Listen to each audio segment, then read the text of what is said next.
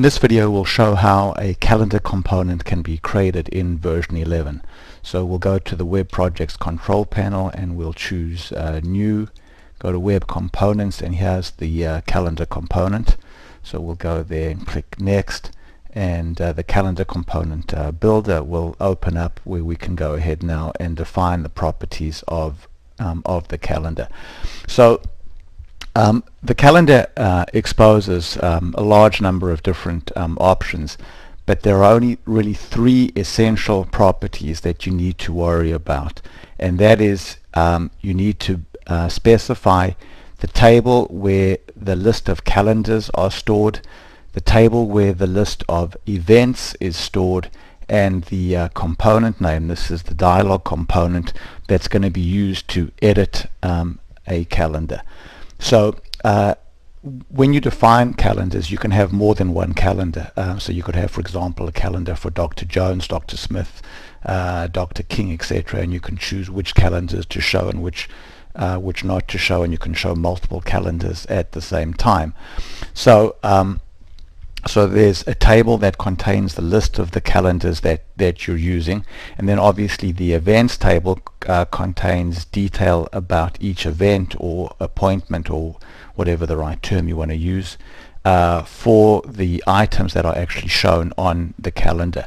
So you can also use your own tables, or you can have Alpha 5 create the tables for you. So let's go ahead now and start defining these tables. So let's first define the calendars table.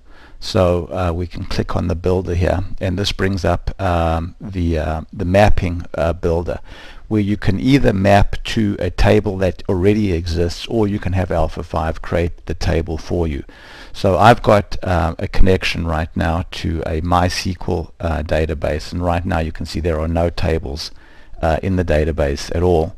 And I'm going to go here and I'm going to choose my MySQL connection string, so MySQL calendars, and then I'm going to call this my calendars. So the table in which I'd like to store my list of calendars is now going to be called my calendars, and since I don't currently have a table called my calendars, I'm going to just create this button over here called create tables, and Alpha 5 is going to go ahead and create a table for me, and then automatically bind the fields in that table to the internal field name. So in my case, basically, obviously since we created the table, we know that the field that contains the calendar ID is called group ID, and the field that contains the calendar name is called calendar name.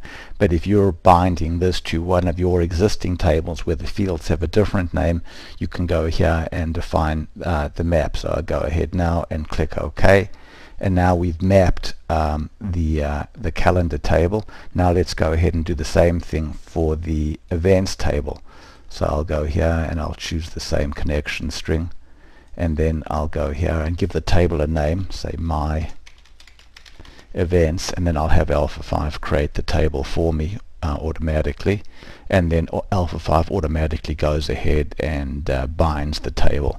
So let's click OK now, and if we switch now to our MySQL table and do a refresh over here, we'll see that two tables have automatically been defined. So let's go back now to Alpha 5, and now let's go to the next important property. Now if I were to actually go ahead now and try to save it, you can see calendar 1, I'm going to get an error telling me that I haven't yet defined the dialog component. So let's pause now, pick it up in the next video, and go ahead now and then define the dialog component where we'll do the editing.